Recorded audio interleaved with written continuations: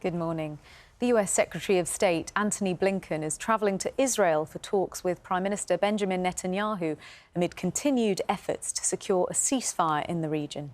The United States and Israel have suggested cautious optimism following talks at the end of last week. It's making headlines this morning, and people also looking towards Ukraine this morning, Luxmy. That's right, Roger. Yes, the UN's nuclear watchdog says the safety situation at the Zaporizhzhia nuclear power plant in Russian-occupied Ukraine is deteriorating following a drone strike near its perimeter.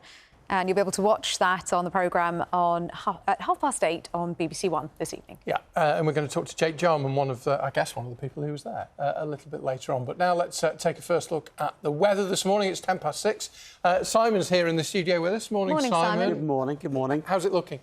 Pretty similar to yesterday. It's going to be a bank holiday next weekend for many people. And it is, people. isn't it? Well, yes, weekend. So obviously the weather. Thank you, Simon.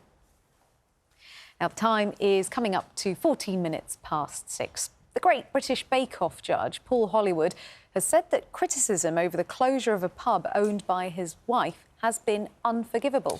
Yeah, Melissa Hollywood was supported by her husband as she was given permission by Ashford Borough Council to turn the 600-year-old Checkers Inn into a home. The decision had faced huge opposition from local residents, as Leanne Ryan reports. And the issue of self-checkouts in supermarkets, something we've talked about a number of times on the programme over the years, is getting people irate. It's in the Sunday Express today, as Morrison's have done a U-turn. And they're going to get rid of a lot of the self-checkouts. Why is that? Is that because of all the complaints about them? It's partly because it's not always quicker. People who have a full trolley don't like it. They've seen an increase in theft. Shoplifting, particularly from middle-class people, it says in here. Particularly from middle-class people? Do they do a survey on every shoplifter they find? I don't know. Would you consider yourself middle-class, madam? Also, how long you have to wait for someone to approve an age-restricted That item. is true. The thing is, I think they would be very smooth and easy if it wasn't for that annoying, unexpected item in the bagging area. Well, the boss of Morrison's said Morrison's went a bit too far with the self-checkout, so now they're bringing in not necessarily more actual checkouts, just more staff on the checkouts that have been sitting empty. Well, see, that's fair enough. That's fair enough. Then you have the choice. Lots of other supermarkets have already done it. Yes. Right. It's Judy Hobson reporting there, and a really good way of reusing old Christmas trees. Indeed. Right, 21 minutes past 6. Let's catch up with all the sport for the first time this morning. Hugh is... The Home Office says it will include extreme misogyny among types of extremism which the government should take steps to tackle. It started a review to address gaps in the system. Our political correspondent Charlotte Rose joins us now. Morning, Charlotte. They should have those other fancy dress costumes, one with the jockeys, you know, the horse and the... Or the emu one. Or the emu, or the alien ones, or something like that, yeah. There we go. Maybe full sturgeon. Because each month your full moon is given a name.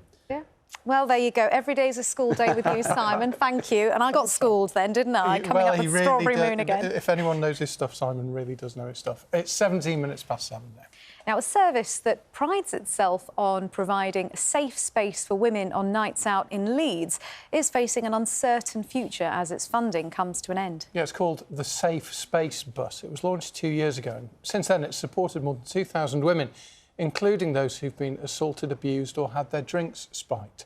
Our reporter Emma Glasby spent a night with the team to find out a little bit more about the work that they do. To tackle. It started a review to address gaps in the system.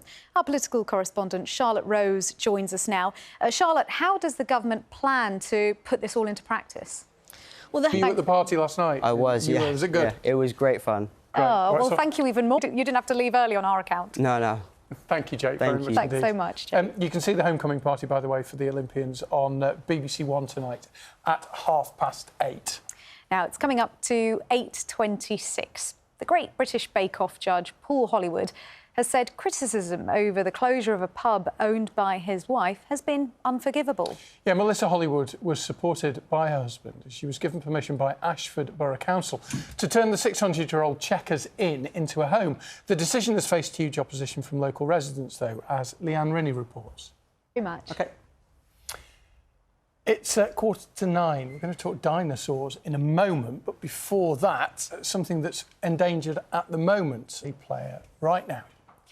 That is all from BBC Breakfast today, though. Sally and Ben will be back tomorrow morning at 6 o'clock. Yep, but whatever you have planned for your Sunday, thank you, as always, for your company this morning. And have a lovely day. Thanks for watching. Bye.